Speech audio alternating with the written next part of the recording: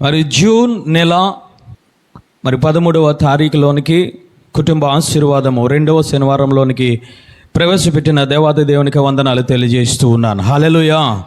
దేవుడు మనతో మాట్లాడును గాక. 1 పేతురు రాసిన పత్రిక 3వ అధ్యాయం 9వ వచనం చదువుకుందాం. ఆశీర్వాదమునకు వారసులవుటకు మీరు పిలువబడితిరి గనుక కీడు ప్రతి కీడైనను దోషణకు ప్రతి దోషణైనను చేయక దీవించండి. అంటే దేవుడు నిన్ను పిలిచినప్పుడు నువ్వేమి చేయకూడదంటే కీడును తలపెట్టకూడదు. రెండవదిగా ఆయన నామము దూషించే విధముగా నువ్వు ప్రవర్తించకూడదు. నీ క్రియలు నీ కార్యక్రమాలు ఉండకూడదు అని ఆయన మాట్లాడుతున్నారు.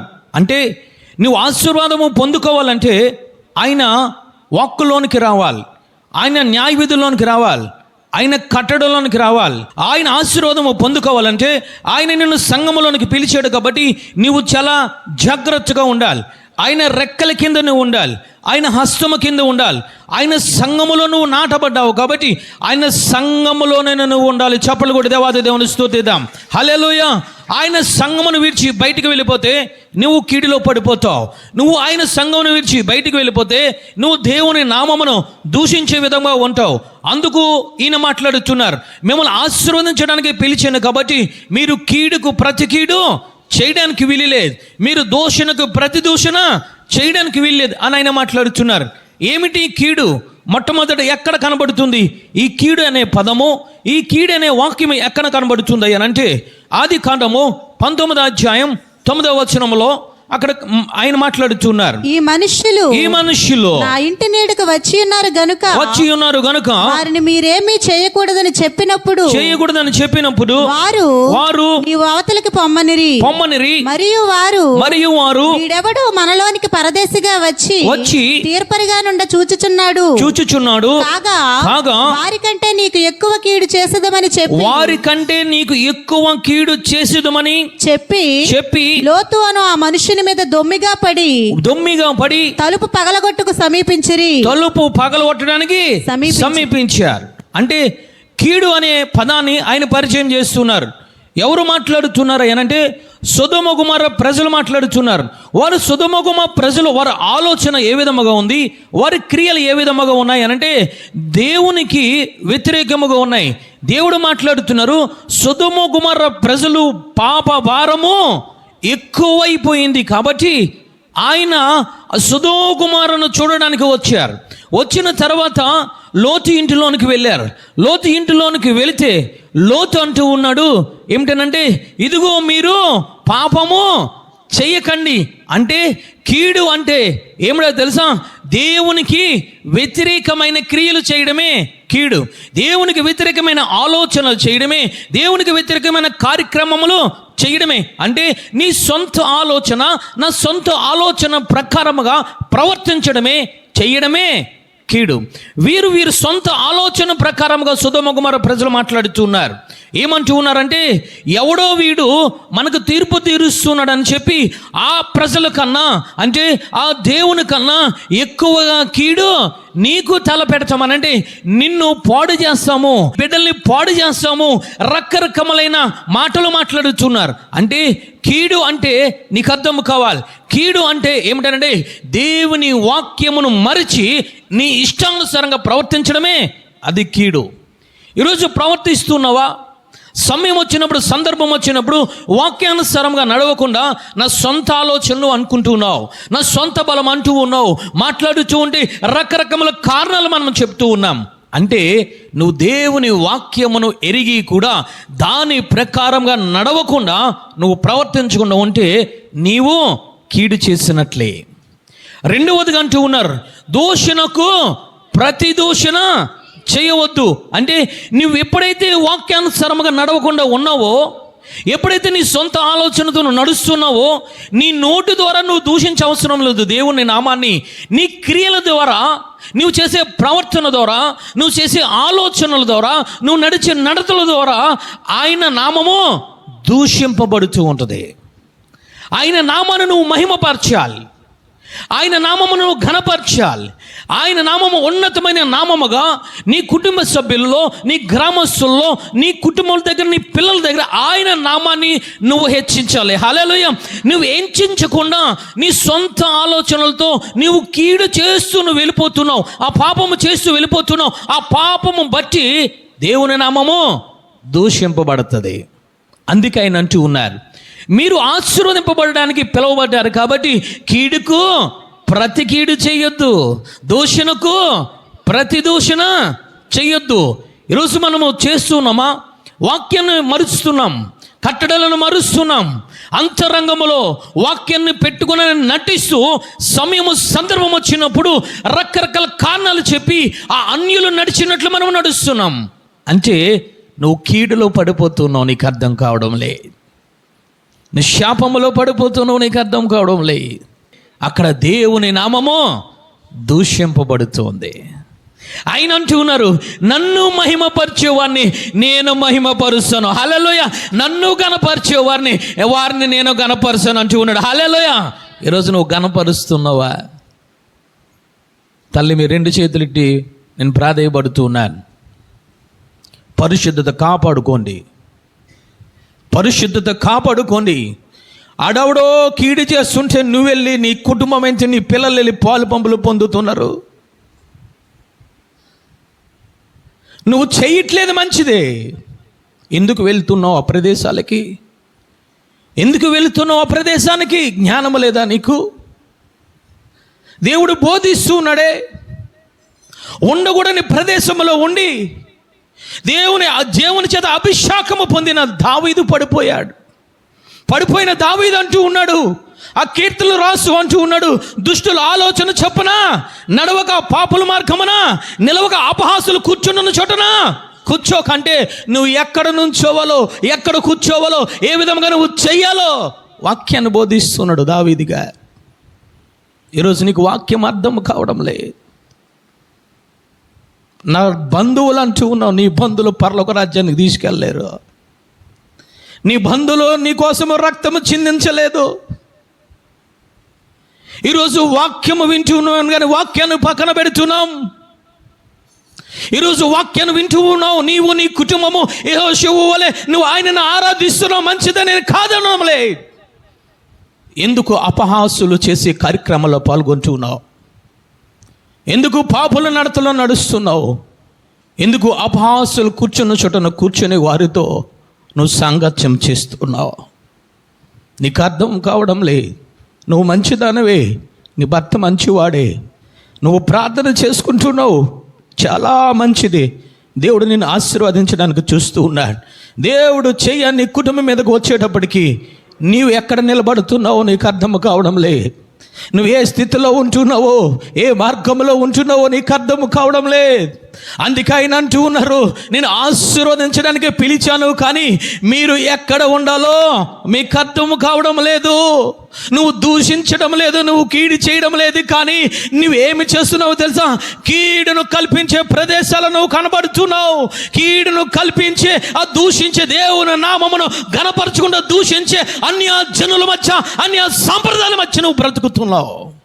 వారి దగ్గరికి వెళ్ళి రకరకాల కార్యక్రమాలు పొందుకుంటున్నావు. తల్లి, జాగ్రత్త. నీ ఆశీర్వాదాన్ని నువ్వు పోగొట్టుకుంటున్నావు. దేవుని కృపకు నువ్వు దూరమైపోతున్నావు.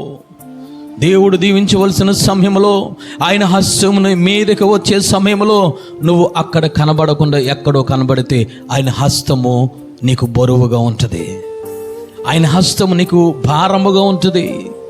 జాగ్రత్త. లోతు విషయంలో జరిగింది అదే. కీడుకు ప్రతి కీడు వారు చేస్తూ ఉన్నారు. దేవుని నామము దూషింపబడే విధముగా లోతు అక్కడికి వెళ్ళిపోయాడు. ఈరోజు సొదొమ గుమొర్రాలో ఉండి ఈరోజు నన్ను దీవించు ప్రభు, ఆశీర్వదించు ప్రభు అంటే దేవుడు నీ దగ్గరికి రాడు. తల్లి, నిన్ను దీవించడు. పేతురు గారు అంటూ ఉన్నారు, కీడుకు ప్రతి కీడు చేయొద్దు, దూషణకు ప్రతి దూషణ చేయొద్దు. దూషించే వారి కుటుంబంలోకి కానీ, కీడును కల్పించే కుటుంబంలోనికి కానీ, అన్య సంప్రదాయాలు ఆచరించే కుటుంబంలోనికి కానీ నీవు నీ బిడ్డలు వెళ్ళకూడదు. హల్లెలూయా. ఆశీర్వాదం కనబడాలంటే నీ ప్రాణము పోయినా సరే ఒక దానియేలు వలె నిలబడు. చప్పలు కూడా దేవాది దేవుని స్తుతిద్దాం. హల్లెలూయా. ఒక షడ్రకు మేషక్ వలె నువ్వు ధైర్యము కలిగి నిలబడు. నీ గృహములో తిరిగేది ఎవరో తెలుసా? పరిశుద్ధాత్మ దేవుడు తిరుగుతారో. చప్పలు కూడా దేవాది దేవుని స్తుతిద్దాం. నువ్వు నిలబడ్డావంటే నీకు ఆశీర్వాదమే. నువ్వు నిలబడ్డావంటే, నువ్వు ఖచ్చితంగా నిలబడ్డావంటే నీ కుటుంబంలో తిరిగేది షడ్రకు మేషకు అబేద్నెగోలతో తిరిగేది ఎవరో తెలుసా? సాక్షాత్తు దేవాది దేవుడు కుటుంబంతో తిరుగుతున్నాడు. చప్పలు కూడా దేవాది దేవుని స్తుతిద్దాం. హల్లెలూయా. అట్టి ఆశీర్వాదం నువ్వు పొందుకోవాలనంటే విడిచిపెట్టు. నీ కన్నులకు రమ్యముగా కనబడతాయి, విడిచిపెట్టు. నీకు సరదాగా ఎంజాయ్ చేద్దాం అనుకుంటున్నావు, విడిచిపెట్టు. అన్ని సంప్రదాయాలు విడిచిపెట్టు. అక్కడ ఆయన నామము దూషింపబడుతుంది, ఆయన నామము కీడు కల్పిస్తున్నావు. నువ్వు వారితో నువ్వు పాలు పంపులు పొందడానికి వీలు లేదు. హల్లెలూయా. జీవించు, ధైర్యము కలిగి నువ్వు జీవించు. హల్లెలూయా. విడిచిపెట్టు. అందుకు ఆయన అంటూ ఉన్నారు, నీ తల్లినైనను నీ తండ్రినైనా విడిచిపెట్టు. హల్లెలూయా. అన్య సంప్రదాయాలు పాటించారా? విడిచిపెట్టు. దేవుడు నీకు తోడుగా ఉంటాడు, నీ కుటుంబానికి తోడుగా ఉంటాడు. హల్లెలూయా. ఈయన అంటూ ఉన్నారు, కీడుకు ప్రతి కీడు చేయవద్దు. అంటే ఆయన నిన్ను పిలుస్తూ ఉన్నాడు. ఎందుకు తెలుసా? ఆశీర్వదించడానికి ఆయన నిన్ను పిలుస్తున్నాడు. హల్లెలూయా. ఆయన పిలుపునందుకొని నువ్వు ఎక్కడికి రావాలయ్యానంటే 133వ దావీదు కీర్తన 3వ వచనం చూద్దాం. ఆయన మాట్లాడుతున్నారు, సియోను కొండల మీదకి దిగివచ్చు హెర్మోను మంచు వలె నుండును ఆశీర్వాదమును శాశ్వత జీవమును అచ్చట నుండవలెనని యెహోవా సెలవిచ్చుచున్నాడు. చప్పలు కూడా దేవాది దేవుని స్తుతిద్దాం. ఆయన నిన్ను పిలుస్తున్నాడు ఆశీర్వదించడానికి. నీవు ఎక్కడికి రావాలో తెలుసా? సియోనులోనికి రావాలి. హల్లెలూయా. ఆ సియోను అనే పట్టణంలోనికి రావాలి, బెత్లెహేము అనే పట్టణంలోనికి రావాలి, ఆయన యెరూషలేము పట్టణంలోనికి నువ్వు రావాలి. అక్కడ ఏమున్నాయనంటే ఆశీర్వాదం అచ్చట ఉంది. హల్లెలూయా. అక్కడ సియోను అలో ఆశీర్వాదము ఉంది, శాశ్వత జీవం ఉంది. చప్పలు కూడా దేవాది దేవుని స్తుతిద్దాం. అంటే ఆయన నిన్ను ఎక్కడికి పిలుస్తున్నాడంటే సియోనులోనికి పిలుస్తున్నాడు, యెరూషలేములోనికి పిలుస్తూ ఉన్నాడు, బెత్లెహేములోనికి పిలుస్తూ ఉన్నాడు, ఆయన ఉండే స్థలములోనికి నిన్ను పిలుస్తున్నాడు. హల్లెలూయా. నీవు వస్తే అక్కడ ఆశీర్వాదం పొందుకుంటావు, నీవు వస్తే అక్కడ శాశ్వత జీవము పొందుకుంటావు. హల్లెలూయా. నీవు పొందుకోవడమే కాదు, ఆ ఆశీర్వాదము, ఆ శాశ్వత జీవితము నీ పిల్లల పిల్లలకి 4 తరముల వరకు కూడా వెంటాడుతుందంట. చప్పలు కూడా దేవాది దేవుని స్తుతిద్దాం. ఈరోజు నేను ఆయన పిలుస్తూ ఉన్నాను, సియోనులో నేను నివసిస్తూ ఉన్నాను. సియోనులోనికి వస్తే నీకు ఆశీర్వాదం, సియోనులోనికి వస్తే నీకు శాశ్వత జీవం అంటూ ఉన్నారు. హల్లెలూయా. నువ్వు రాలేవు, నేను రాలేను. ఎందుకంటే లోకములో పాతుకుపోయాం, లోక ఆచారాల్లో పాతుకుపోయాం, ఈ పాపములో పాతుకుపోయాము. కాబట్టి ఆయన నిన్ను ఏమి చేశాడయ్యానంటే కీర్తనల గ్రంథము 80వ అధ్యాయం 8వ వచనము చూద్దాం. ఆయన నిన్ను ఏ విధముగా విడిపించాడు ఆయన మాట్లాడుతున్నారు. చదువు నాన్న. నీవు ఐగుప్తులో నుండి ఒక ద్రాక్షవల్లిని తెచ్చితివి అన్యజనులను వెళ్ళగొట్టి దానిని నాటితిని దానికి తగిన స్థలము సిద్ధపరిచితివి. దాని వేరు లోతుగా పారి అది దేశమంతటా వ్యాపించెను. అంటే సియోనులోనికి రావాలంటే నువ్వు రాలేవు, ఐగుప్తు నుంచి విడిచి రావాలంటే నువ్వు రాలేవు. 450 సంవత్సరములు లేదా 430 సంవత్సరములు వారు ఎడతెగగా ప్రార్థన చేస్తున్నారు. మేము భరించలేకపోతున్నాం, ఈ బానిసత్వము, ఈ సంఖ్యలు భరించలేకపోతున్నామయ్యా, ఇగో ఈ పాప భారములు ఉండలేకపోతున్నామయ్యని ప్రార్థన చేస్తే ఈ వారిని ఇశ్రాయేలు ప్రజని ఎవరు విడిపించారంటే దేవాది దేవుడు విడిపించాడు. చప్పలు కూడా దేవాది దేవుని స్తుతిద్దాం. హల్లెలూయా. అంటే నువ్వు సియోనులోనికి రావాలంటే నువ్వు రాలేవు, అది నీ వల్ల కాదు. అది ఎవరి వల్ల సాధ్యం అని అంటే దేవుని వల్ల మాత్రమే సాధ్యం. హల్లెలూయా. అందుకే ఆయన అంటూ ఉన్నారు, నిన్ను ఆయన పిలిచాడు, నిన్ను పిలిచిన వాడు ఏమి చేశాడో తెలుసా? నీ దగ్గరికి వచ్చి నిన్ను విడిపించాడు. హల్లెలూయా. విడిపించి ఏమి చేశాడో తెలుసా? సంఘములో నిన్ను నాటాడు. హల్లెలూయా. సంఘం అనగా సియోను, సంఘం అనగా ఆయన యొక్క కాపుదల, ఆయన యొక్క ఏదోను తోట, ఆయన యొక్క యెరూషలేము పట్టణము, అది బెత్లెహేము పట్టణము. హల్లెలూయా. అక్కడికి నిన్ను ఏమి చేశాడనంటే నిన్ను తీసుకువచ్చి నేనేం చేశాడంటే అన్యజనులందరిని వెళ్ళగొచ్చాడట. హల్లెలూయా. నీకంటూ ఒక స్థానం పెట్టాడు, నీ పిల్లలకంటే ఒక స్థానాన్ని పెట్టాడు, నీ కుటుంబానికి ఒక ప్రదేశాన్ని పెట్టాడు. పెట్టిన తర్వాత ఆమె ఏమి చేశాడంటే తగిన స్థలము సిద్ధపరిచితివి, దాని వేరు లోతుగా పారి అది దేశమంతటా వ్యాపించనంటే లోతుగా తవ్వి అందులో నిన్ను నాటాడు. నాటిన నీవు స్థిరముగా ఉండాలి. చప్పలు కొట్టి దేవాది దేవుని స్తుతిద్దాం. హల్లెలూయా. అంటే ఆయన అంటున్నారు, పేతురుతో ఆయన మాట్లాడుతున్నారు ఏమిటనంటే, ఇదిగో మిమ్మల్ని ఆశీర్వదించడానికి మిమ్మల్ని పిలుస్తున్నాను. నేను పిలిచిన దేవుడు ఏమి చేశాడంటే ఐగుప్తులో ఉన్న నిన్ను ఆయన తీసుకువచ్చి సంఘములో స్థలము సిద్ధపరిచి అన్యజనులందరిని వెళ్ళగొట్టి, అన్య సంప్రదాయాలందరిని వెళ్ళగొట్టి, నీకు రక్షణనిచ్చి, నీకు ఆత్మనిచ్చి, నీకు వాక్యమనిచ్చి, నీకు నీ కుటుంబమునకు ఒక స్థానమనిచ్చి అక్కడ నిన్ను నాటాడు. హల్లెలూయా.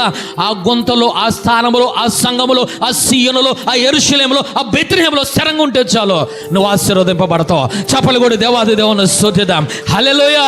నువ్వు స్థిరముగా ఉండాలి, నువ్వు నిలకడగా ఉండాలి. నువ్వు నిలకడగా ఉంటే ఆశీర్వాదం నీ సొంతమే. నువ్వు నిలకడగా ఉంటే నీవు శాశ్వత జీవం నీ సొంతమే. అందుకే ఆయన అంటున్నారు, నేను సీయోనులో ఉన్నాను.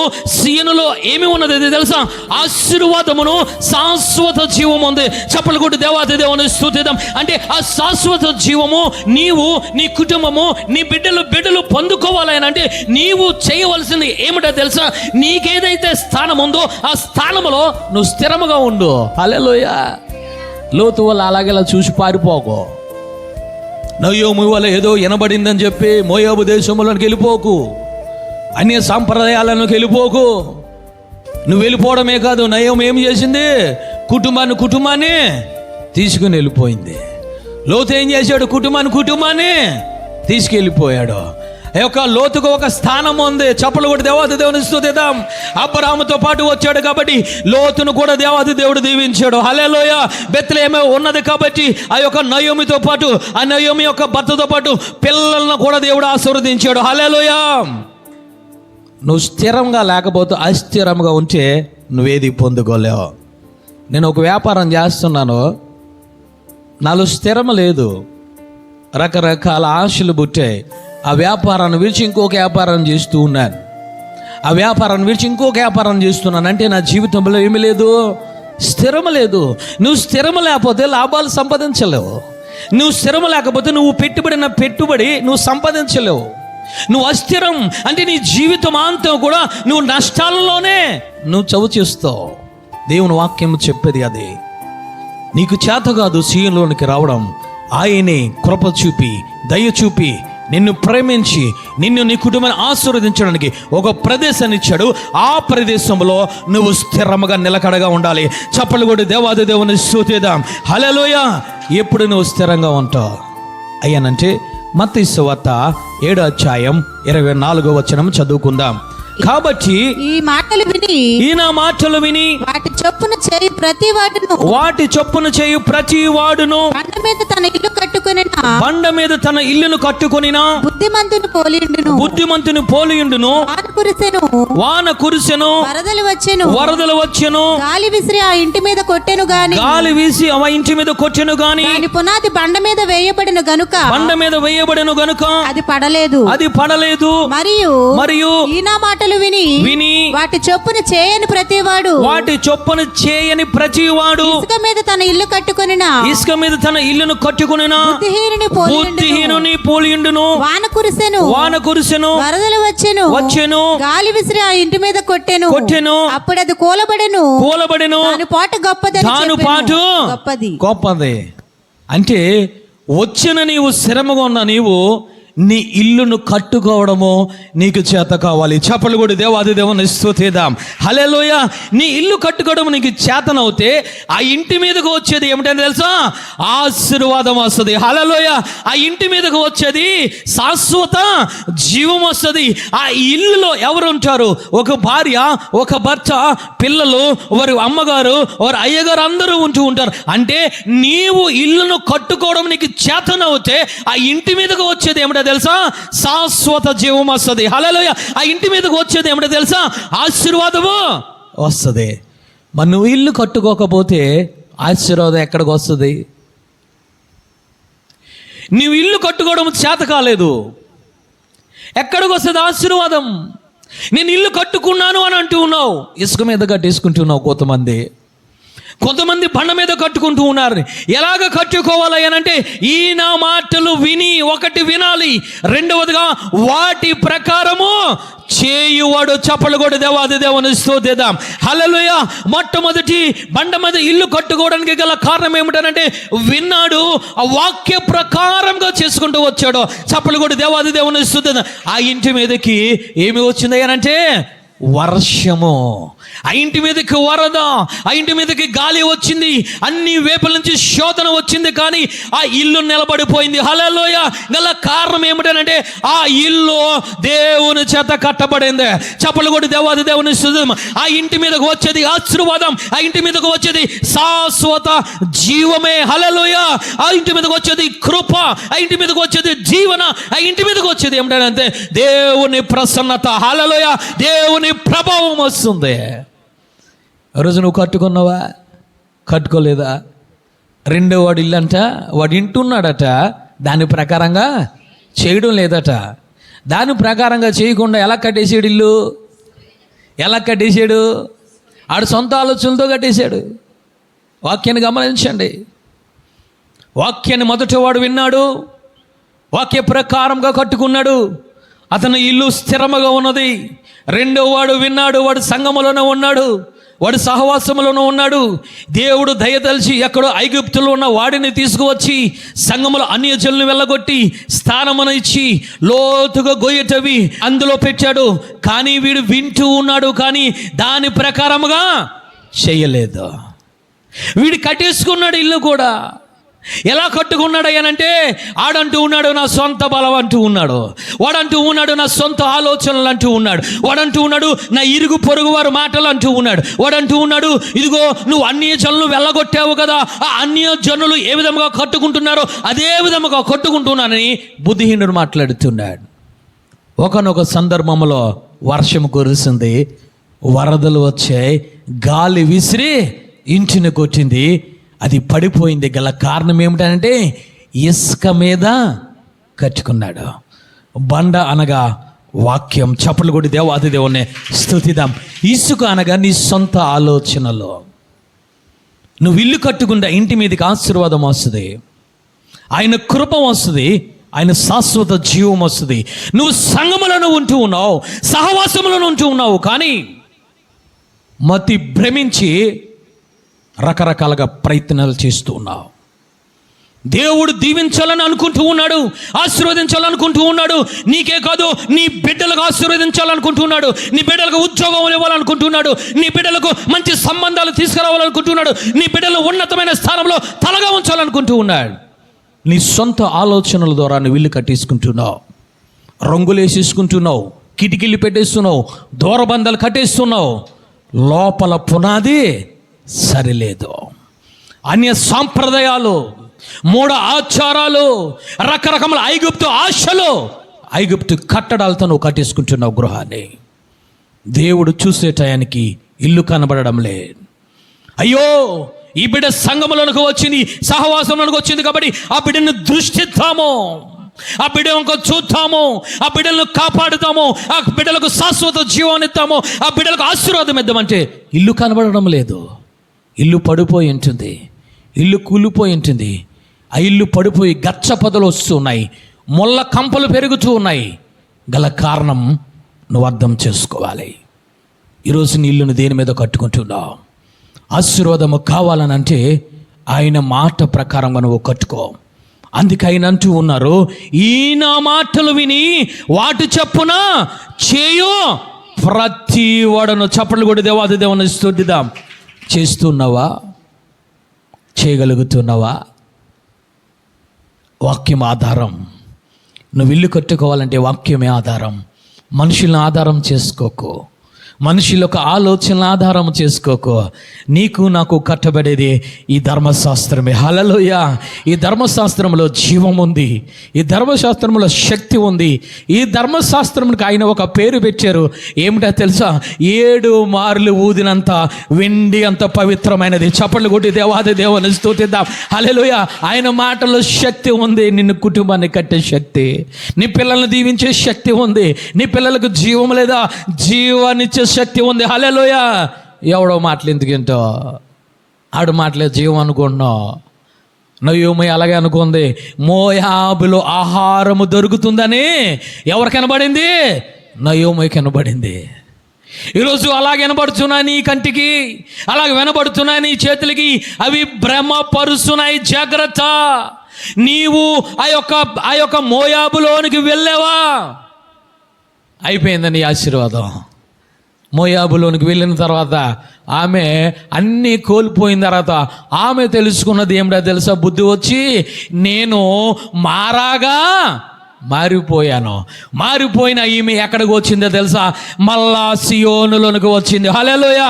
మరలా బెత్లెహేముకి వచ్చింది. చప్పలు కూడా దేవాది దేవుని స్తుతిద్దాం. హల్లెలూయా. నీవు ఆశీర్వదింపబడాలనంటే సంఘము బయట తిరగడం కాదు, అన్యులతో సహవాసం చేయడం కాదు. నీకంటూ ఒక స్థానమునిచ్చాడు సంఘములో. హల్లెలూయా. ఆ స్థానంలో స్థిరంగా ఉండు, ఆ స్థానంలో స్థిరంగా ప్రార్థన చేసుకో. ఆయన ఏమి చెబుతున్నారో, ఏ మాటలు చెప్తున్నారో దాని ప్రకారంగా నువ్వు ఇల్లు కట్టుకోవడం ప్రారంభించు. హల్లెలూయా. నీ ఇల్లు కట్టుకుంటున్నావా? ఆయన ఆశీర్వాదం నీ ఇంటి మీదకు వస్తుంది. చప్పట్లు కొట్టి దేవాది దేవుని స్తుతిద్దాం. హల్లెలూయా. ఆదికాండము 2వ అధ్యాయం 15వ వచనం చూద్దాం. చూడండి తల్లి, దేవుడు మాట్లాడుతున్నారు. ఆదికాండము 2వ అధ్యాయము 15వ వచనం చూద్దాం. మరియు దేవుడైన యెహోవా నరుని తీసుకొని ఏదైనా తోటను సేద్యపరచుటకును దాని కాచుటకును దానిలో ఉంచెను. మరియు దేవుడైన యెహోవా. చాలు తల్లి. ఆదామును అవ్వను తీసుకొచ్చి ఎక్కడ పెట్టారంటే ఏదోను తోట అయినా సంగములో పెట్టాడు. చప్పలు కూడా దేవాది దేవుని స్తుతిద్దాం అంటూ ఉన్నాడు. నువ్వు సేద్యం చేసుకో, నువ్వు కాయడం నేర్చుకో, నువ్వు అభివృద్ధి చెందు, ఆశీర్వాదము పొందు. శాశ్వత జీవం అక్కడ ఉంది. నువ్వు ఫలించి అభివృద్ధి పొందు. నేను నీకు తోడుగా ఉంటానని ఆదాము తవ్వతో దేవాది దేవుడు మాట్లాడారు. హల్లెలూయా. దేవుడు నిన్ను నాటింది నీకేం చేస్తాడు తెలుసా? నీకే సమయానికి ఏది కావాలో ఆయన బోధిస్తూ ఉంటాడు. నీ ఇల్లుని ఏది కట్టుకోవాలో ఆ వాక్యం నీకు ఇస్తూ ఉంటాడు. నువ్వేమి చేయాలో తెలుసా? ఆ వాక్యం చేత నువ్వు కట్టుకుంటూ ఉండాలి. హల్లెలూయా. ఆదాము అవ్వతో అదే మాట్లాడుతున్నాడు. ఇదిగో చుట్టూ నేను కంచేసేసాను. ఇదిగో కంచేయడమే కాదు, అక్కడ చేసింది ఏమిటేనంటే ఒక్కసారి చూద్దాం. 10వ వచనంలో ఆయన మాట్లాడుతున్నారు. మరియు ఆ తోటలను తొడపడానికి ఏదెనులో నుండి ఒక నది బయలుదేరి అక్కడ నుండి చీలిపోయి 4 శాఖలైన. చప్పలు కూడా దేవాది దేవుని స్తుతిద్దాం. నీకు నీరును కూడా ఏర్పాటు చేశాను, ఒక నదిని కూడా ఏర్పాటు చేశాను. ఈ నది ఏమి చేస్తుందో తెలుసా? 4 శాఖలు విడిపోయిందట. హల్లెలూయా. 4 దిక్కులకి కూడా ప్రవహిస్తూ ఉంది. నీరును నీకు ఇచ్చాను, నీకు శక్తిని ఇచ్చాను, నీకు బలాన్ని ఇచ్చాను. నీవు అభివృద్ధి పొందాలంటే, ఆశీర్వదింపబడాలంటే నీవు చేయవలసింది ఏమిటో తెలుసా? దానిని సేద్యము చేసుకో. రెండవదిగా నువ్వు కాయడం మొదలుపెట్టు. హల్లెలూయా. నువ్వు చేయవలసింది ఏమి లేదు. ఒక నది పుట్టిందట. ఆ నది 4 శాఖలుగా విడిపోయిందట. ఆ నది పేరేమిటో ఒక్కసారి మనము చూద్దాం. మొట్టమొదటి నది ఏమిటనంటే షీహోను, 2వ నది గీహోను, 3వ నది షిద్దికే, 4వ నది యూఫ్రటీస్. హల్లెలూయా. ఇంటికి వెళ్ళి చదువుకోండి. ఈ ఒక్క నది 4 దిక్కులుగా విడిపోయింది, 4 శాఖలుగా విడిపోయింది. హల్లెలూయా. అంటే ఆ ఏదోను తోటలో ఏమి పెట్టాడంటే నీటిని కూడా పెట్టాడు. చప్పలు కూడా దేవాది దేవుని స్తుతిద్దాం. ఎక్కడోకి వెళ్ళి నీరు తెచ్చుకోవద్దు, నీటిని కూడా ఆయన పెట్టాడు. ఇక్కడ మొక్కను పెట్టాడు, ఆ పక్కన నది ప్రవహిస్తుంది. ఆ నదిలో నీరు ఇక్కడ మొక్కలోనికి వస్తుంది. నీవు చేయవలసింది ఏమిటో తెలుసా? సేద్యం చేయి. రెండవదిగా నువ్వు కాపాడుకో. నువ్వు సేద్యం చేసుకుంటా, నువ్వు కాపాడుకుంటూ ఉంటే నీ మీదకి వచ్చేది ఏమిటో తెలుసా? దేవుని ఆశీర్వాదము. హల్లెలూయా. శాశ్వత జీవం వస్తూ ఉంటుంది అని చెబితే ఈ ఆదాము అవ్వకి నచ్చలేదు. నేను సేద్యం చేయను, నాకేంటి పని, నేను సేద్యం చేయను. సేద్యం అంటే ఏమిటో ఒకసారి మనం చూద్దాం. సేద్యం అంటే ఏమిటయ్యానంటే ఆయన మాట్లాడుతున్నారు. ఒక్కసారి మనం 3వ అధ్యాయం 8వ వచనం చూసుకుందాం. 3వ అధ్యాయం 8వ వచనం చదవండి అన్న. చల్లపోటను ఆదామును అతని భార్యయు తోటలో సంచరించుచున్న దేవుడైన యెహోవా స్వరము విని దేవుడైన యెహోవా. చాలు తల్లి. అంటే ఆ యొక్క సాయంకాలం వేళ, సంధ్య వేళ, సాయంత్రం పూట దేవాది దేవుడు వస్తూ ఉన్నాడు. హల్లెలూయా. దేవాది దేవుడు రావడమే కాదు, దేవాది దేవునితో పాటు ఆదాము అవ్వలు కూడా నడుస్తూ ఉన్నారు. నడిచేటప్పుడు ఏమి చేస్తున్నారంటే ఆదాము అవ్వతో దేవుడు మాట్లాడుతున్నాడు, దేవునితో ఆదాము అవ్వ కూడా మాట్లాడుతున్నారు. చప్పట్లు కూడా దేవాది దేవుని స్తుతిద్దాం. హల్లెలూయా. సేద్యము అంటే ఏమిటనంటే ఆయనతో నీవు నడవడమే. చప్పట్లు కూడా దేవాది దేవుని స్తుతిద్దాం. స్వరము వినడం అంటే ఆయనకు నీవు మొర్ర పెట్టడమే. హల్లెలూయా. ఈరోజు నీకు అర్థం కావాలి వాక్యం. సేద్యం అంటే ఏమిటనంటే ఈ గుండెల్లో, ఈ హృదయంలో, ఈ పొలంలో గచ్చ పొదలు ఉన్నాయి, ముళ్ళ పొదలు ఉన్నాయి, అన్య సాంప్రదాయాలు ఉన్నాయి, కోపం ఉంది, శాపం ఉంది, కపటం అనేది ఉన్నది, ఇందులో పాపమంతా ఉంది.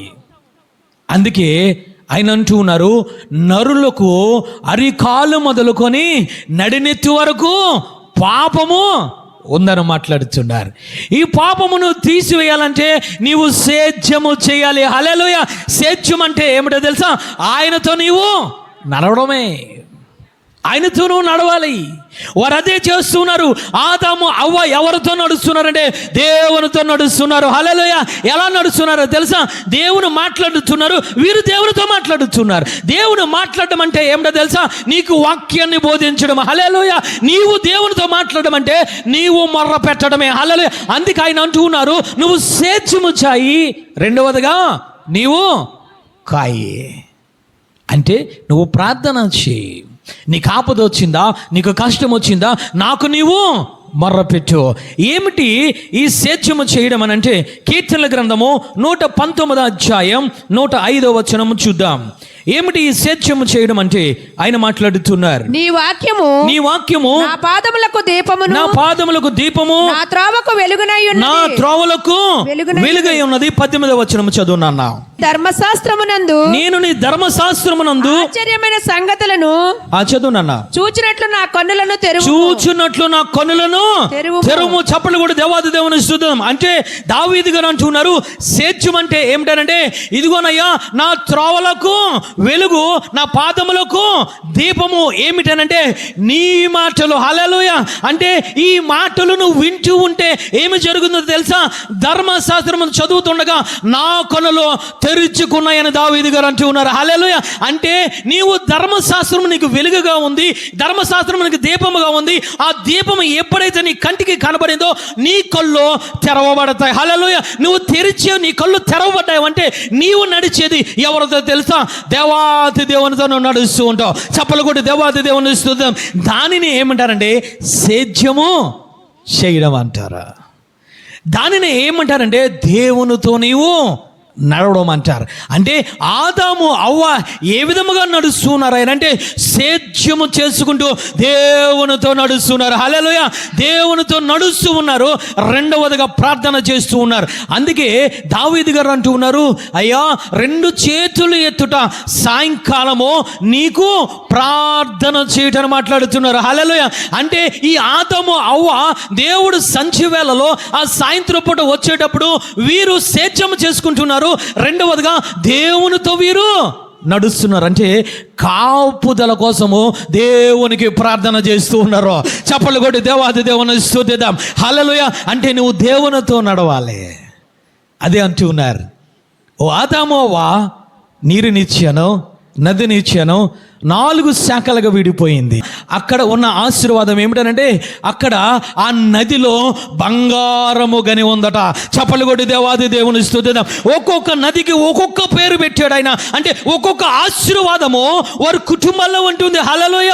అంటే 4 దిక్కుల నుంచి నీకు ఆశీర్వాదము కావాలయనంటే, నీ పిల్లలకు కావాలయనంటే, ఆ ఆశీర్వాదము శాశ్వత జీవితము నీకు కావాలనంటే 4 దిక్కుల్లో నీవు సేద్యము చేయాలి. హల్లెలూయా. 4 దిక్కుల్లో నీవు కాపాడుకుంటూ నువ్వు కంచె వేసుకోవాలి. హల్లెలూయా. నువ్వు కాపాడుకుంటూ ఉండాలి. యూఫ్రటీస్ నది అని జ్ఞాపకం చేస్తున్నారు. యూఫ్రటీస్ నది దగ్గర ఏముందో చూద్దాం. చూడండి, 80వ కీర్తనలు 80వ అధ్యాయం, కీర్తనల గ్రంథము 80వ అధ్యాయం 8వ వచనం చూద్దాం. చూడండి తల్లి, నీవు ఐగుప్తులో నుండి ఒక ద్రాక్షావల్లిని తెచ్చితివి, అన్యజనులను వెళ్ళగొట్టి దాని నాటితివి, దానికి తగిన స్థలము స్థిరపరిచితివి, దాని వేరు లోతుగా పారి అది దేశమంతటా వ్యాపించెను, దాని నీడ కొండలను కప్పెను, దాని తీగలు దేవుని దేవదారు వృక్షమును ఆవరించెను, దాని తీగలు సముద్రం వరకు వ్యాపించెను. యూఫ్రటీస్ నది వరకు దాని రెమ్మలు వ్యాపించెను. చప్పలు కొడి దేవాది దేవుని స్తుతిద్దాం. అంటే నువ్వు స్థిరముగా నువ్వు సేద్యము చేసుకుంటూ ఉంటే, నువ్వు స్థిరముగా నువ్వు కాచుకుంటూ ఉంటే జరిగేది ఏమిటో తెలుసా? అక్కడ కొమ్మలు వ్యాపించాయట. హల్లెలూయ. ఆ కొమ్మలు కొన్న రెమ్మలు కూడా వ్యాపించాయట. చప్పలు కొడి దేవాది దేవుని స్తుతిద్దాం. హల్లెలూయ. నీవు చెట్టు అయితే నీ పిల్లలు రెమ్మలు. హల్లెలూయ. నీవు చెట్టు అయితే నీ యొక్క పిల్లలు కొమ్మలు. చప్పలు కొడి దేవాది దేవుని స్తుతిద్దాం. అంటే నీవు స్థిరముగా ఉంటే, నీవు సేద్యం చేసుకుంటూ ఉంటే, నీవు కాపాడుకుంటూ ఉంటే జరిగేది ఏమిటో తెలుసా? నీ మీదకు వచ్చిన ఆశీర్వాదము, నీ మీదకు వచ్చిన శాశ్వత జీవితము ఏమి జరుగుతుందో తెలుసా? రెమ్మలకు వెళ్తాయి. హల్లెలూయా. నువ్వు కొమ్మలకి వెళ్తాయి. హల్లెలూయా. ఆ కొమ్మలు ఎక్కడి వరకు వ్యాపించాయి, ఆ రెమ్మలు ఎక్కడి వరకు వ్యాపించాయి తెలుసా? కొండ అంత విస్తారముగా వ్యాపించాయంట. హల్లెలూయా. దేవదారు వృక్షం అంతా నిలువుగా వ్యాపించాయంట. హల్లెలూయా. సముద్రం అంతా వైశాల్యమంతా వ్యాపించిందంట. చప్పలు కొట్టి దేవాది దేవుని స్తుతిద్దాం. హల్లెలూయా. అంతేకాదు యూఫ్రటీస్ నది వరకు వెళ్ళిపోయిందంట. చప్పలు కొట్టి దేవాది దేవుని స్తుతిద్దాం. అంటే వ్యాపించడం ఆశీర్వాదం. ఈ ఆశీర్వాదం నీతోనే ఆగిపోవడానికి వీల్లేదు. నీతోనూ ఆగిపోవడానికి వీలేదు ఈ ఆశీర్వాదం. అబ్రహాము ఆశీర్వాదము అబ్రహాముతోనూ ఆగిపోలేదు, కొత్త మంది గ్రంథములోనికి వెళ్ళిపోయింది. చప్పలు కొట్టి దేవాది దేవుని స్తుతిద్దాం. కొత్త మంది గ్రంథములో ఎక్కడి వరకు వెళ్ళిపోయిందో తెలుసా? పరదేశంలోని వరకు వెళ్ళిపోయింది. చప్పలు కొట్టి దేవాది దేవుని స్తుతిద్దాం. నీవు చేసిన భక్తి, నీవు చేసిన సత్యం, నీవు చేసిన కాపుదల. సత్యం అంటే ఏమిటో? దేవునితో నడవడం. కాయడం అంటే ఏమిటో తెలుసా? ప్రార్థన సహవాసము. చప్పలు కూడా దేవాది దేవుని స్తుతిద్దాం. నీవు నడిచే నడత, నీవు చేసే ప్రార్థన, నీవు చేసే సత్యము, నీవు చేసే ఆ కాపుదల ఎలా ఉంటుందో తెలుసా? ఏదోను తోట వలె ఉంటుంది. హల్లెలూయ. యూఫ్రటీస్ నదుల వరకు కొమ్మలు, రెమ్మలు, సముద్రం వరకు కొండల వలె, అంతేకాదు ఆ యొక్క దేవదారు వృక్షము వలె దేవుని సన్నిధి అని మాట్లాడుతున్నారు. ఒకసారి చదవండి తల్లి. తీగలు దేవుని దేవదారు వృక్షము వలన ఆవరించును. హల్లెలూయ. అంటే నీవు పొందుకున్న ఈ భూమి మీద పొందుకున్న ఆశీర్వాదము ఆయన సింహాసనం వరకు వెళ్ళాలి. చప్పలు కొట్టి దేవాది దేవుని స్తుతిద్దాం. అంటే ఏమిటో తెలుసా? నీవు ఈ భూ సంబంధించిన ఆశీర్వాదమే కాదు, పరలోక సంబంధించిన ఆశీర్వాదము కూడా. చప్పలు కూడా దేవాది దేవుని స్తుతిద్దాం. కాయగలుగుతున్నావా? కాస్తున్నావా? సేద్యం చేస్తున్నావా? సేద్యం చేయగలుగుతున్నావా? కాపుదల కాయగలుగుతున్నావా? దేవుడు నిన్ను ఎక్కడ ఉన్న నిన్ను, అన్య సాంప్రదాయాలు పాటించి నిన్ను, ఐగుప్తులో ఉన్న నిన్ను ఆయన ప్రేమించి దయతలిచి కృపనిచ్చి నీకు ఒక సంఘంలో స్థానాన్ని ఇచ్చి లోతుగా తవ్వి నిన్నంటూ ఉన్నాడు, సేద్యం చేసుకో. నువ్వు సేద్యం చేసుకుంటే కుటుంబం మీద ఆశీర్వాదం వస్తుంది. నువ్వు సేద్యం చేసుకుంటే నీ పిల్లల మీద శాశ్వతమైన జీవం వస్తుంది.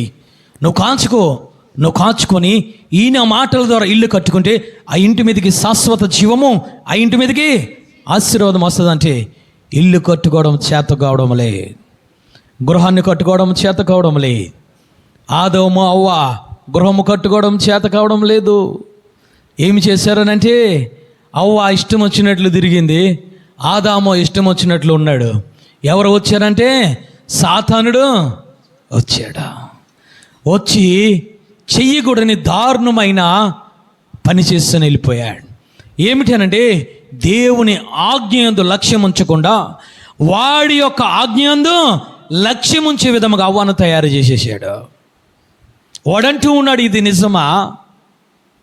ఈరోజు ఏది నిజమో అర్థం కావడం లేదు. ఈరోజు ఏది సత్యమో ఏది అసత్యమో నీ కన్నులకు కనబడడం లేదు. అందుకే దావీదు గారు అంటున్నారయ్యా, నీ ధర్మశాస్త్రము చదువుతుంటే నా కళ్ళులో తెరవబడుతున్నాయి, నా మార్గము వెలుగుగా ఉండి నా త్రోవలో దీపముగా ఉన్నది. ఈ దీపాన్ని పక్కన పెడుతున్నావు, ఈ వెలుగును పక్కన పెడుతున్నావు, కళ్ళు మూసుకుపోయి ఈరోజు ఆశీర్వాదం పోగొట్టుకుంటున్నావు. కళ్ళు మూసుకుపోని. ఎవరు కళ్ళు అయ్యానంటే అవ్వ కళ్ళు మూసుకుపోని మొదట. ఎందుకనంటే అవిశ్వాసము వల్ల గుడ్డితనము వాడు కలుగజేస్తాడు. అప్పటి వరకు ఆదాము అవ్వ ఆత్మీయ నేత్రములు తెరవబడ్డాయి. ఎప్పుడైతే తినొద్దన్న పండును తిన్నారో, ఎప్పుడైతే సేద్యం చేయడం మానివేశారో, ఎప్పుడైతే కాపుదల కాయడం మానివేశారో, దేవుని కట్టడల ప్రకారంగా అనుసరించకుండా ఆ సాతానుడు కట్టడలు అనుసరించారో, జరిగింది మొట్టమొదట కళ్ళు మూసుకుపోయినాయి. ఈరోజు సంఘాలలో కళ్ళు తెరవడం లేదు. ఈ రోజున ఎవడో ఏదో సాంప్రదాయాలు పాటిస్తూ ఉంటే గొర్రెలు మందవలే పరిగెడుతున్నావు. జాగ్రత్త. అవిశ్వాసమైన సాంప్రదాయాలు, అవిశ్వాసమైన రకరకమైన కార్యక్రమాలు నిన్ను సేద్యం చేసుకోమని దేవుని మందిరంలో పెడుతూ ఉంటే, నిన్ను కాచుకోమని దేవుని మందిరంలో పెడుతూ ఉంటే, నీవు వెళ్ళడం మానివేసి నీ కుటుంబ సభ్యులందరినీ తీసుకుపోతున్నావు. జాగ్రత్త. కళ్ళు మూసుకుపోయిన కార్యక్రమాలు వెళ్ళకండి. విన్నది మాట విన్నది పండు తిని వెంటనే శరీరపు నేత్రాలు తెరవబడ్డాయి, ఆత్మీయ నేత్రాలు మొయ్యబడ్డాయి. ఆశీర్వాదము పోయింది. మొట్టమొదటి ఏమి చేశాడంటే, దేవాతి దేవుడు తోటలో ఉండడానికి వీలులేదు, సంఘములో ఉండడానికి వీలులేదు, ఏదైనా తోటలో ఉండడానికి వీల్లేదు, ఆ సీయోనులో ఉండడానికి వీల్లేదు. ఆ శాశ్వత జీవితము నీకు అవసరం లేదు కాబట్టి, ఆశీర్వాదం నీకు అవసరం లేదు కాబట్టి గెంటి వేశాడు తోటలోంచి. గెంటి వేసిన తర్వాత ఒక్కొక్కరిని శపించడం మొదలుపెట్టాడు. ఎవరిని శపించాడంటే మొట్టమొదట 14వ వచనం చదవండి. 3వ అధ్యాయం 14వ వచనం. అందుకు దేవుడైన యెహోవా సర్పముతో, ఎవరితో మాట్లాడారు? సర్పంతో. జాగ్రత్తగా వాక్యాన్ని పట్టుకో. ఎవరో మొదట పాడు చేసింది? సర్పము పాడు చేసింది. ప్రశ్నించడం ఆదామును ప్రశ్నించాడు, అడిగింది అవ్వను అడిగాడు. కానీ శాపము ఎవరితో మొదలైందో తెలుసా? సాతానుడితో మొదలైంది. సాతానుతో మొదలైంది. సంఘాన్ని అన్య ఆచారాలతో ప్రేరేపిస్తున్నావేమో ఓ తల్లి, ఓ చెల్లి, ప్రేరేపించిన నీతోనే మొదలవుతుంది శాపం. నీతోనే మొదలవుతుంది. దేవుడు ఇచ్చిన శాపము సాతానుడికి ఏమిటనంటే, ఆయన మాట్లాడుతున్నాడు, నీవు దీనిని చేసినందున పశువులన్నిటిలోనూ భూజంతువులన్నిటిలోనూ నీవు శపింపబడిదానువు. ఎవరికి వచ్చింది మొదటి శాపం? సాతానుకే. తీసుకెళ్ళిపోతున్నావు ఎక్కడికే? నా పిల్ల పుట్టినరోజు రాత్రి సినిమా పాటలో, పెళ్లి చేస్తుండే సినిమా పాటలో ప్రేరేపించేస్తున్నావు, ఉచిత సలహాలు ఇస్తున్నావు. జాగ్రత్త. శాపము ఎక్కడ మొదలవుతుందో తెలుసా? దేవుని కట్టడల ప్రకారంగా నువ్వు బోధించకుండా అన్య సాంప్రదాయాలు బోధిస్తున్నావు. నీవు సంఘమనే బలిపీఠమును కట్టకుండా, సంఘమనే బలిపీఠమును పాడు చేసి నువ్వు తోసి ఇంకొక బలిపీఠాన్ని కడుతున్నావు. జాగ్రత్త. ఎవరైతే బలిపీఠాన్ని కడుతున్నారో, దేవునికి వ్యతిరేకమైన బలిపీఠం, అక్కడ మొదలవుతుంది శాపం. ఎక్కడ మొదలైంది? సాతానుతో మొదలైంది. శపించి పాడేశాడు. నువ్వు మట్టి తింటావు, నువ్వు నడువుతో పాగుతో, నువ్వు నేల మీద ఉంటావు, నిన్ను శపించానని చెప్పి. రెండవది ఎవరు చేశారు? స్త్రీ చేసింది. స్త్రీతో అంటున్నాడు, నేను హెచ్చిచ్చేస్తూ ఉన్నాను. ఏం చేస్తున్నాడు ఆయన? హెచ్చిస్తున్నాడట. దేనిని? నీ ప్రయాసను, నీ యొక్క గర్భవేదనను హెచ్చించితేనే. నువ్వు పాపము చేసావంటే నీతో పోతుంది. జాగ్రత్త. నువ్వు అనుకుంటున్నావు చిన్నదే సాంప్రదాయాలు, చిన్నదే అబద్ధము, పర్లేదు, ఎవరు చూడడం లేదులే. ఎవరు మొదట శపింపబడ్డారు? సాతానుడు. రెండవదిగా స్త్రీ అవ్వ. మూడవదిగా ఆదాము దగ్గరికి వచ్చి మాట్లాడుచున్నాడు, నీవు కష్టపడితేనే కానీ నువ్వు తినలో. నీ ప్రయాసను ఎక్కువ చేశాను, నీలో పెట్టింది ఏమిటో తెలుసా? కష్టమును పెట్టాను అని చెప్పించి వదిలేశాడు దేవుడు.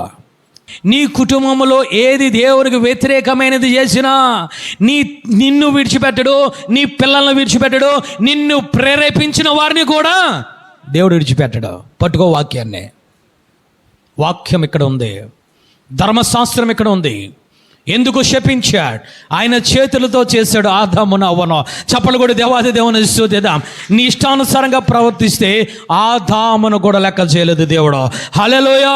దేవుని కట్టడల ప్రకారంగా జీవించకుండా, దేవుని ఆజ్ఞల ప్రకారంగా జీవించకుండా నీ కుటుంబాన్ని కాచుకోవడం చేతకాక, నీవు స్వేచ్ఛము చేసుకోవడం చేతకాకపోతే నీ కుటుంబంలోనికి వచ్చేది ఆశీర్వాదం కాదు, దీవెనే కాదు, శాపం వస్తుంది. దేవుడు లైన్ పెట్టి నిలబెట్టించాడు. మొదట సాతాను నిలబెట్టాడు, అవ్వను నిలబెట్టాడు, తర్వాత ఆదాము నిలబెట్టాడు. పండు మీరందరూ బయటకు అన్నాడు. ఎందుకో తెలుసా? ఆయన అంటున్నాను, నువ్వు స్వేచ్ఛం చేసుకోవాలి. స్వేచ్ఛం అంటే కట్టెల ప్రకారంగా జీవించు, ఆయన ఆజ్ఞల ప్రకారంగా జీవించు. ఈయన మాటలు విని బండ మీద ఇల్లు కట్టుకో. హల్లెలూయా. కట్టుకుంటే ఆశీర్వాదం. కట్టుకోలేక బుద్ధిహీనులైపోయారు వీరు. ఎవడో వచ్చాడు, ఆడు స్వరం వినాలి కదా. అవ్వ ఈ నెల వద్దా తల్లి, ఈ నెల ఇది ఎప్పుడేం లేదు, ఈ స్వరం దేవుని స్వరం కాదు, ఇది ఏంటి తేడాగా ఉంది, నువ్వు గమనించుకోవాలి. ఏంటి నన్ను పిలుస్తున్నారు గమనించుకోవాలి. నేను అక్కడికి వెళ్ళాలా వద్దా నువ్వు గమనించుకోవాలి. అక్కడ ఏం జరుగుతుందో నువ్వు గమనించుకోవాలి. ఈ స్వరము తేడాగా ఉందో నువ్వు గమనించుకోవాలి. ఇది నిజమో అబద్ధమో గమనించుకోవాలి. అది భ్రమపరిచేదా కాదో గమనించుకోవాలి. నీ కంటికి అది సుతమా లేదా దేవుని సన్నిధి నువ్వు గమనించుకోవాలి. అది ఏదోనో తోట నేను భ్రమపరుస్తుందా నువ్వు గమనించుకోవాలి. దేవుడు నీకు బుద్ధి వాక్యాన్ని ఇచ్చాడు, జ్ఞానం వాక్యాన్ని నీకు బోధిస్తున్నాడు. అందుకే ఆయన అంటున్నారు, నీవు స్వేచ్ఛము చేసుకో. హల్లెలూయా. నీవు కాపాడుకో. నువ్వు కాపాడుకుంటే, సేద్యం చేసుకుంటే నీ మీదకు వచ్చేది ఏమిటంటే దేవుని యొక్క ఆశీర్వాదం వస్తుంది. చప్పలు కూడా దేవాది దేవుని స్తుతిద్దాం. హల్లెలూయా. సామెతల గ్రంథము 28వ అధ్యాయం 19వ వచనం చదువుకుందాం. చూడండి తల్లి. తన పొలము సేద్యము చేసుకుని వానికి కడుపు నిండా అన్నము దొరుకును. వ్యర్థమైన వాటిని అనుసరించువానికి కలుగు పేదరికము ఇంతంతా కాదు, అంతా ఇంత కాదు. జ్ఞాని అయిన సొలొమోను మాట్లాడుతున్నారు. నీవు స్వేచ్ఛము చేసుకుంటే నీ కడుపు నిండా అన్నము దొరుకును. హల్లెలూయా. నువ్వు స్వేచ్ఛము చేసుకుంటే నీ ఇంటి మీదకు వచ్చేది ఆశీర్వాదమే. హల్లెలూయా. నీ ఇంటి మీదకు వచ్చేది శాశ్వత జీవమే. దావీదు గారు అంటున్నారయ్యా, నా గిన్నె నిండి పొర్లుచున్నది. హల్లెలూయా. అలా పొర్లాలి. ఆ పొర్లిన ఆశీర్వాదము కొండల మీదకి ఎక్కాలి. హల్లెలూయా. పర్వతముల మీదకి ఎక్కాలి. హల్లెలూయా. యూఫ్రటీస్ నది వరకు వెళ్ళిపోవాలి. హల్లెలూయా. దేవదారు వృక్షం అంతా తిన్నమగా ఉండాలి. చప్పలు కొట్టి దేవాది దేవుని స్తుతిద్దాం. ఎవరికి ఈ ఆశీర్వాదము, ఎవరికి వ్యాపించడము, ఎవరికి కొమ్మలు, ఎవరికి రమ్మలు, ఎవరికి శాశ్వత జీవము, ఎవరికి ఆశీర్వాదం అంటే సేద్యము చేసుకున్నవాడికే, నువ్వు కాపాడుకున్నవాడికే. నువ్వు చేయవలసింది ఏమీ లేదు. ఒకటి, వాక్య ప్రకారంగా నడువు. రెండవదిగా నువ్వు ప్రార్థన మాత్రమే చెయ్యి. చప్పలు కొట్టి దేవాది దేవుని స్తుతి. ఇంకొకటి ఏమీ చేయకు, ఇంకొకటి ఏం చేయొద్దు. నువ్వు ఆ రెండు చేయి చాలు. నువ్వు సేద్యం చేసుకో, కాపాడుకో. దేవుడు నేను ఆశీర్వదించే దేవుడు. హల్లెలూయా. హల్లెలూయా. ఈరోజు ఆయన అంటూ ఉన్నారు, సేద్యము చేసుకున్న వారికి కడుపు నిండా అన్నము దొరుకును అంటే ఆ యొక్క పూర్తి ఆశీర్వాదంలోనికి వెళ్ళిపోతాడు. హల్లెలూయా. పూర్తి జీవంలోనికి వెళ్ళిపోతాడు. హల్లెలూయా. కానీ వ్యర్థమైన వాటిని అనుసరించు వానికి కలుగు పేదరికము ఇంత అంత అంటే నువ్వు ఊహించలేవు. ఇంకా నువ్వు ఊహించలేవు. ఇంత అంత కాదు. ఎవరికి వ్యర్థమైన వాటిని అనుసరించే వారికి, ఆదాము అవ్వ మొదట దేవునిని అనుసరించారు, దేవునికి ప్రార్థన చేశారు. కానీ వ్యర్థమైన వాడు ఒకడు తోటలోనికి వచ్చాడు. వాడంటూ ఉన్నాడు, ఇది నిజమా అంటే వీరు నమ్మారు. ఆ యొక్క సాతాను మాట నమ్మి సాతాను అనుసరించారు. అంటే వ్యర్థమైన వాటిని అనుసరించారు. వారు అనుసరించడం వల్ల వారు పొందుకున్న శాపము అంతా ఇంత కాదు, అది ఇప్పుడు వరకు మన మీద ఏలుబడి చేస్తూనే ఉంది. ఈరోజు వ్యర్థమైన వాటిని అనుసరిస్తున్నావా? పేదరికం వస్తుంది. పేదరికం అంటే డబ్బులు లేనితనం అనుకుంటున్నావేమో, కాదు. నీకు శాంతి ఉండదు, నీకు సమాధానం ఉండదు, నీకు నెమ్మది ఉండదు, దేవుని ప్రేమ నీలో ఉండదు, దేవుని ఐక్యత నీలో ఉండదు. అందుకే 133వ దావీదు కీర్తనలో సహోదరులు ఐక్యత కలిగి ఉండట ఎంత మేలు, ఎంత మనోహరమో. హల్లెలూయా. భార్యాభర్తల మీద ప్రేమ ఉండదు, పిల్లల మీద ప్రేమ ఉండదు, ఎప్పుడు చూసినా గొడవలే. ఎందుకనంటే వాడికి సేద్యం చేసుకోవడం చేత కాలేదు. ఎందుకనంటే వాడు దేవుని అనుసరించకుండా వ్యర్థమైన వాటిని అనుసరిస్తూ ఉన్నాడు. నువ్వు అనుసరిస్తే ఆశీర్వాదం పొందుకోలేవు. వ్యర్థమైన వాటిని అనుసరిస్తే అంతా ఇంత కాదంట వచ్చే పేదరికము. అంతా అంటే ఏమిటో తెలుసా? పాత నిబంధన గ్రంథం. హల్లెలూయా. ఇంత అంటే ఏంటి తెలుసా? కొత్త నిబంధన గ్రంథం. అంటే పాత నిబంధన గ్రంథములో ఉన్న శాపములు, కొత్త నిబంధన గ్రంథములో ఉన్న ఆ ప్రతి శాపము కుటుంబం మీద ఏలుబడి చేస్తుంది. నువ్వు ఊహించలేవు. అందుకే బిలాము పాత నిబంధన గ్రంథంలో ఉన్న బిలామును తీసుకొచ్చి ఎక్కడ పెట్టారు? కొత్త నిబంధన గ్రంథంలో పెట్టారు. ఆ కయ్యేనని తీసుకొచ్చి ఎక్కడ పెట్టారు? కొత్త నిబంధన గ్రంథంలో పెట్టారు. ఆ కానుని తీసుకొచ్చి ఎక్కడ పెట్టారు? కొత్త నిబంధన గ్రంథంలో పెట్టారు. అంటే ఆ శాపము పాత నిబంధన గ్రంథములో అన్య ఆచారములు, అన్య సాంప్రదాయాలు, వ్యర్థమైన వాటిని అనుసరించిన వారు ఈ విధముగా ఉంటుందని దేవాది దేవుడు లోతు భార్యను తీసుకొచ్చి అంటున్నాడు. లోతు భార్యను జ్ఞాపకం చేసుకో. అంత ఇంత కాదు. ఏమి అనుసరిస్తే? వ్యర్థమైన వాటిని అనుసరించి వాటితో నువ్వు పాలు బాగులు వచ్చినా సరే. వ్యర్థమైన వాడు ఎవడు? సాతానుడు. వాడేం పెట్టాడు? సాతానుడు ఏం పెట్టాడు? ఆశీర్వాదం పోగొట్టుకోవడానికి ఏం పెట్టాడు? తిండి పెట్టాడు. నీకు అర్థం కావట్లేదు. ఏం పెట్టాడు? తిండి పెట్టాడు. తిండి పెట్టి పడగొట్టేసాడు. ఏ రోజు సంఘాల్లో కూడా పడగొట్టిన కారణం తిండే. మన సంఘంలో లేకపోవును గాక. ఎవరు అన్య సాంప్రదాయాలకు వెళ్ళినా ఆ తిండి దగ్గరికి మీరు వెళ్ళకండి. హల్లెలూయా. దానియేలు వలె రోషము కలిగి ఉండండి. షడ్రక మేషక వలె రోషము కలిగి ఉండండి. వెళ్ళి భోజనం చేస్తే ఏమైంది? అవతిన్నది ఏమైంది? శాపం. ఆదాము తిన్నాడు, ఏమైంది? శాపం. వాళ్ళు ప్రేరేపించింది ఎవరో? ఏం చేశాడు దేవుడు? ఒక్కళ్ళని కూడా వదిలిపెట్టడు. నువ్వు తిన్నా, నీ పిల్లలు తిన్నా దేవుడు వదిలిపెట్టడు. ఎందుకనంటే నీకు ఒక స్థానం అనేది ఆయన ఏర్పాటు చేశాడు. నీకు అనేది ఒక ప్రదేశాన్ని ఏర్పాటు చేశాడు.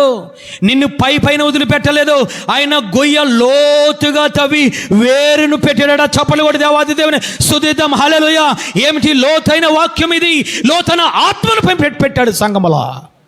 ఇది వద్దని ఇష్టానుసారంగా వెళ్ళిపోతే ముందు చెట్టు ఆకులు రాలిపోతాయి, పూత రాలిపోతే ఆఖరికి చెట్టే కనబడకుండా పోతే. ఏమి జరిగింది? 80వ అధ్యాయం కీర్తనల గ్రంథం. ఏమిటి శాపము? ఆశీర్వాదముకు పోయి ఆదాము అవ్వలోనికి వచ్చిన ఏమిటి శాపం అంటే? కీర్తనల గ్రంథము 80వ అధ్యాయం 12వ వచనం చదవండి నాన్న. త్రోవను నడుచువారందరూ దానిని తెంచివేయినట్లును దాని చుట్టూనున్న కంచెను నీ వేళ పాడు చేసితివి. అడవి పంది దాని పెకిలించుచున్నది, పొలములోని పశువులు తినివేయుచున్నది. సైన్యములకు అధిపతి యగు దేవా, ఆకాశము నుండి మరలా చూడుము, ఈ ద్రాక్ష వల్లిని దృష్టించుము. ఏం జరిగింది? కంచిలోంచి బయటికి నెట్టేశాడు. ఎవరో? దేవుడు. ఆదాము అవను ఏం చేశాడు? కంచెలోంచి బయటికి నెట్టి వేసిన తర్వాత ఎవరు ఆ దినంలోనికి వెళ్ళిపోయారంటే సాతానుడు ఆ దినంలోనికి వెళ్ళిపోయారు. జాగ్రత్త. లేఖనం సెలవిస్తుంది, త్రోవను నడుచు వారందరూ దానిని తెంపివేయినట్లు దాని చుట్టూ ఉన్న కంచెను నీవేళ పాడు చేసేసుకున్నాడు. ఆదాము పాడు చేసేసుకున్నాడు, అవ్వ పాడు చేసేసుకుంది, కంచిని పాడు చేసేసుకుంది. అంతేకాదు చుట్టుపక్క పోయే వాళ్ళ మాటలు విన్నారు. కారణముగా జరిగింది ఏమిటంటే పొలములోనికి పశువులను దాన్ని తినివేయుచున్నవి, అడవి పందులు పేకలిచ్చేస్తుంది. అంటే దేవుడు అంటున్నారు, నిన్ను లోతుగా తవ్వాను, అడవి పంది వచ్చి ఏం చేస్తుందో తెలుసా? ఆ లోతుగా ఉన్న దానిని తీసి పైకి పెకిలించి వేస్తుందట. నడుచుకున్న వారందరూ కూడా కంచి లేదని చెప్పి తెంపుకొని ఆశీర్వాదాలు తెంపుకొని వెళ్ళిపోతున్నారు. అంతేకాదు అడవి పందులు పెకిలించును, దాని తర్వాత పొలంలో పశువులు దానిని తినివేను. పందులు ఉంటాయి. తప్పిపోయిన కుమారుడు ఎక్కడున్నాడో? పందుల దగ్గర ఉన్నాడు. అతనికి మిగిలింది ఏంటి? వస్త్రములు లేవు, రక్షణ వస్త్రము లేదు, దేవుని కృప లేదు, దేవుని సన్నిధి లేదు. పందులు పొట్టిని తినడానికి వెళుతూ ఉంటే ఆ పందులు కూడా తినవలేదట. అతనికి మిగిలింది ఏమిటంటే అతను ప్రాణమే అతనికి మిగిలింది. ఒకప్పుడు ధనవంతుడు అతను తండ్రి, హల్లెలూయా. ఒకప్పుడు ధనవంతుడు, కానీ ఆశీర్వాదం పోగొట్టుకున్నాడు. ఈరోజు దేవుని ఆశీర్వాదము పోగొట్టుకుంటే నీకు మిగిలేది ఏమిటంటే కంచి ఉండదు. రెండవదిగా అడవి మృగాలు నీ కుటుంబాల్లోనికి వస్తాయి. అడవి మృగాలంటే సాతానుడు, అడవి పందులు వస్తూ ఉంటాయి.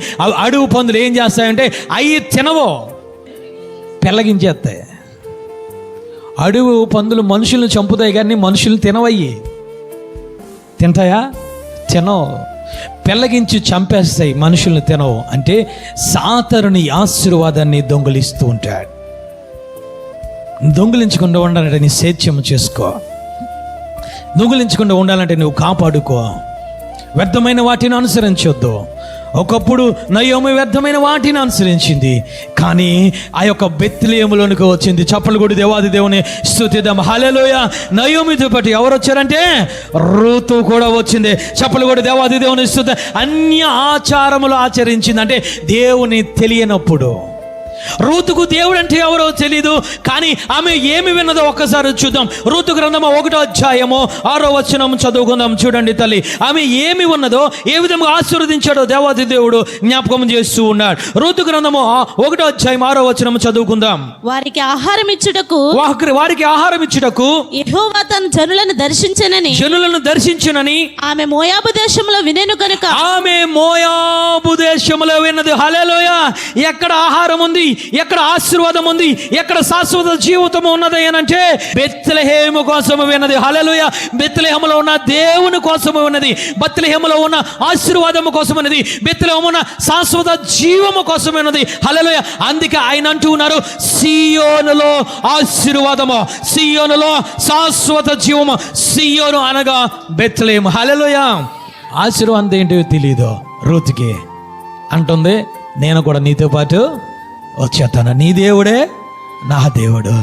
వచ్చిన తర్వాత బోయాజు అంటున్నాడు, నువ్వు దేవుని వల్ల ఆశీర్వాదింపబడిన దానవా. చప్పలు కూడా దేవాది దేవుని స్తుతిద్దాం. ఎలా వచ్చింది ఈ ఆశీర్వాదం? ఎలా వచ్చింది తెలుసా? రూతుకు ఒక స్థానమును బోయాజు ఏర్పాటు చేశాడు. చప్పలు కూడా దేవాది దేవుని స్తుతిద్దాం. నువ్వు పొలములోనే స్థిరముగా నీవుండు. స్థిరముగా ఉన్నది, పరిగెలు ఏరుకుంటూ ఉన్నది. బోయాజు గమనించాడు, పిలిచి అంటున్నాడు, నా కుమారి, నీవు యెహోవా వలన ఆశీర్వాదము నొందిన దానవా. చప్పలు కూడా దేవాది దేవుని స్తుతిద్దాం.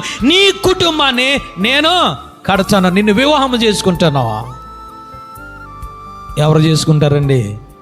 ఎవరైనా చేసుకుంటారా? విధవరాలను చేసుకుంటారా? విధవరాలకు ఆశీర్వాదం ఇస్తాడు ఎవడైనా? విధవరాలు మోకం చూడడానికి లోకం ఒప్పుకోదు, విధవరాలతో మాట్లాడడానికి ఒప్పుకోదు. కానీ నా దేవుడు, నీవు సంఘములోనికి వస్తే, నీవు ఆయనను అనుసరిస్తే, సంఘమును వెంబడిస్తూ ఉంటే, బోయాజు చెప్పిన మాటలు వింటూ ఉంటే, ఆ మాటలు ప్రకారంగా నీ ఇల్లు కట్టుకోవడం నువ్వు ప్రారంభిస్తే, యెహోవా చేతను ఆశీర్వదింపబడతావు. చప్పలు కొట్టి దేవాది దేవుని స్తుతిద్దాం. మనుషులు కాదు నేను ఆశీర్వదించేది, ప్రజలు కాదు నేను ఆశీర్వదించేది, సంఘపు యాజకుడు కాదు నేను ఆశీర్వదించేది. బోయాజు మాట్లాడుతున్నాడు, యెహోవా చేత నీవు ఆశీర్వాదము పొందిన ధనవు. చప్పలు కొట్టి దేవాది దేవుని స్తుతిద్దాం. హల్లెలూయా. అందుకే పేతురు గారు అంటున్నారు, మిమ్మల్ని ఆశీర్వదించడానికే పిలిచాను. మీరు కీడుకు ప్రతి కీడు చేయొద్దు, దోషణకు ప్రతి దోషణ చేయొద్దు. కీడుకు ప్రతి కీడు చేశారు ఆదాము అవ్వ, దోషణకు ప్రతి దోషణ ఆయన నామాన్ని దూషించారు ఆదాము అవ్వ. కానీ రూతు దేవుని నామాన్ని గణపరిచింది. హల్లెలూయా. దేవుని నామాన్ని ఉన్నతమైన స్థానంలో నిలబెట్టింది. హల్లెలూయా. ఒకప్పుడు మోయాబు దేశంలో ఉన్న రూతు ఇప్పుడు ఎక్కడ ఉందో తెలుసా? దేవుని వంశావళిలో ఉంది. చప్పలు కొట్టి దేవాది దేవుని స్తుతిద్దాం. మత్తయి సువార్తలను చదివితే రూతు పేరు కనబడుతుంది. హల్లెలూయా. నయోమి పేరు కనబడుతుంది. చప్పలు కొట్టి దేవాది దేవుని స్తుతిద్దాం. ఆ వంశావళిలో చేర్చబడడం నీకు ఆశీర్వాదం. అందుకే ఆయన అంటూ ఉన్నారు, ఆయన కట్టడలను అనుసరించి వారికి, అంటే సేద్యము చేసే వారికి కడుపు నిండా ఆహారము దొరుకును, అన్య ఆచారములు ఆచరించు వారికి, వ్యర్థమైన వాటిని ఆచరించు వారికి, వారికి వచ్చే పేదరికము అంతా ఇంత కాదు. నీకు అంతా ఇంత కావాలో, లేదా నీ కడుపు నిండా, నీ పిల్లల నిండా, నీ కుటుంబం నిండా ఆశీర్వాదము కావాలో, దేవుడు నీకే వదిలివేస్తూ ఉన్నాడు. నీ ముందున ఆదామును అవ్వను పెట్టాడు. రెండవదిగా రూతును కూడా నీ ముందు పెట్టా. ఏ ఆశీర్వాదం కావాలనుకుంటున్నావు? ఆశీర్వాదం నీకు కావాలంటే సంఘములో నీకు ఒక స్థానం ఇచ్చాడు, నీకు ఒక ప్రదేశాన్ని ఇచ్చాడు. నేను ఎక్కడో ఐగుప్తు నుంచి నిన్ను తీసుకొచ్చి సంఘంలో స్థానం ఇచ్చి లోతుగా తవ్వి వేరు తన్నే వరకు నీవు ఆ యొక్క సేద్యము చేసుకునే విధముగా నీకు వాక్యాన్ని బోధిస్తూ ఉన్నాడు. నీవు ప్రార్థన ఏ విధముగా చేయాలో ఆ విధముగా ఆయన నీకు ప్రార్థన చేయించడం నేర్పుతూ ఉన్నాడు. నువ్వు సేద్యం చేసుకుంటే, నువ్వు కాచుకుంటే దేవుని చేతను ఆశీర్వదింపబడిన దానివే.